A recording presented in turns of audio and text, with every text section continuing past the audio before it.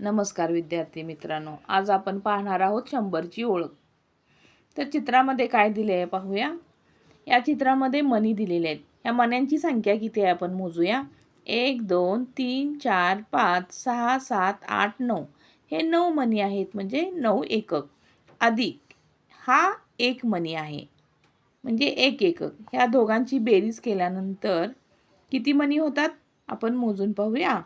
1 2 3 4 5 6 7 8 9 10. हे 10 मणी झाले. 10 मणी म्हणजे 10 एकक. याच मण्यांची आपण एक माळ बनवलेली आहे. इथं 10 मण्यांची एक माळ बनवलेली आहे. आपण त्याला काय म्हणायचं, एक दशक. 10 मणी म्हणजेच एक दशक.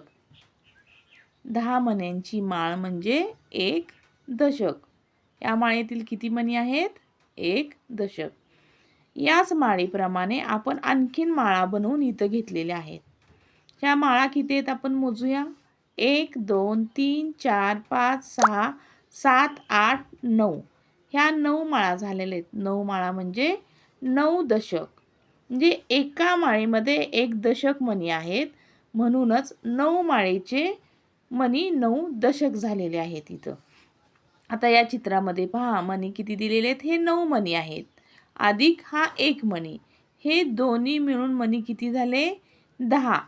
या 10 मण्यांची एक इथं परत माळ बनवलेली आहे. मग या 9 माळा आणि ही एक माळ किती झाल्या माळा, 10 माळा झालेल्या आहेत.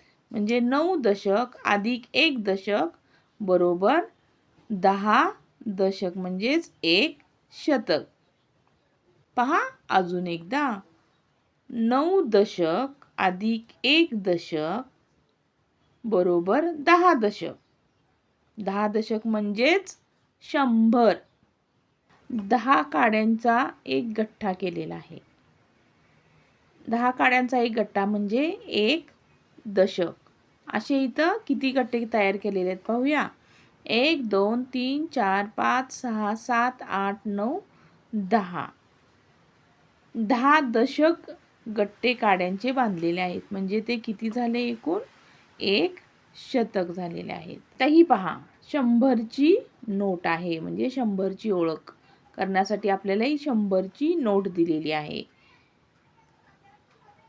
त्यानंतर पहा, मी 100 धावा काढल्या. 100 धावा काढल्यानंतर काय होते की एक शतक पूर्ण होते, म्हणजे माझे एक शतक. एक शतक म्हणजे 100 एकक किंवा 100.